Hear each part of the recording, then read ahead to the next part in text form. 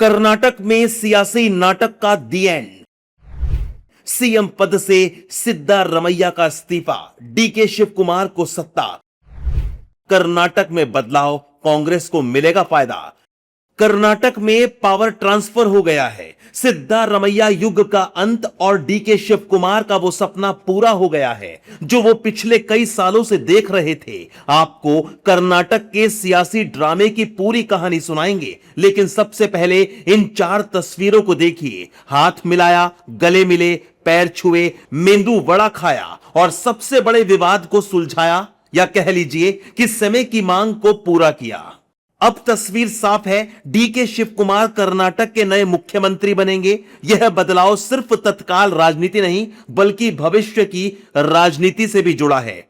2028 में कर्नाटक विधानसभा चुनाव और 2029 में लोकसभा चुनाव के मद्देनजर यह बदलाव अहम है। 2024 लोकसभा चुनाव में कांग्रेस को कर्नाटक में उम्मीद के मुताबिक सफलता नहीं मिली थी। यही वजह है कि कांग्रेस आला कमान ने डीके शिव कुमार पर बड़ा दांव खेला है। डीके शिव कुमार का मुख्यमंत्री वाला सपना तो पूरा होगा, लेकिन चुनौतियों का पहाड़ भी उनके सामने है। डीके शिव कुमार के सामने सिद्धारमैया की विरासत और सामाजिक समीकरणों को साथ रखने की चुनौती है और 2028 के विधानसभा चुनावों में सत्ता में वापसी के साथ ही 2029 में बेहतर प्रदर्शन करना भी है। अब आपको ग्राफिक्स के जरिए दिखाते हैं डीके शिव कुमार के सामने क्या बड़ी 5 चुनौतियां होंगी।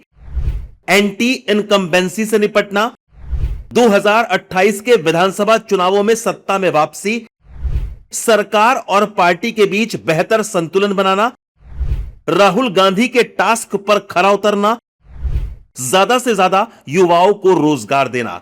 बतौर मुख्यमंत्री डीके शिव कुमार के पास करीब 2 साल का वक्त होगा। इस दौरान उनको सरकार को स्थिर रखना, संगठनों को मजबूत करना और चुनावी नतीजे देकर दिखाना होगा। वहीं इस मुद्दे पर सियासत भी जारी है। बीजेपी कांग्रेस को घेर रही है और कह रही है कि जब कर्नाटक कांग्रेस मुक्त होगा तभी नाटक पर विराम लगेगा।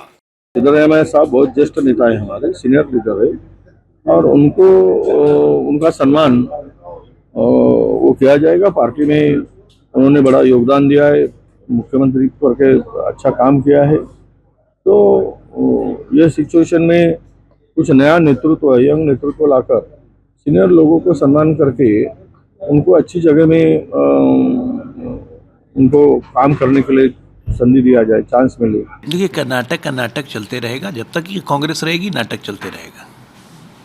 कांग्रेस मुक्त कर्नाटक होगा तभी कर्नाटक का नाटक पे विराम लगेगा। अशोक गहलोत और भूपेश बघेल से अलग सिद्धारमैया ने हंसते हंसते कांग्रेस आलाकमान के कहने पर कुर्सी छोड़ दी है, लेकिन आने वाले समय में यह फैसला कांग्रेस के लिए सिरदर्द भी बन सकता है, क्योंकि सिद्धारमैया के कई समर्थकों में अभी से नाराजगी देखने को मिल रही है। आने वाले वक्त में यह नाराजगी बढ़ भी सकती है, क्योंकि अगले विधानसभा चुनाव में हो सकता है नुकसान।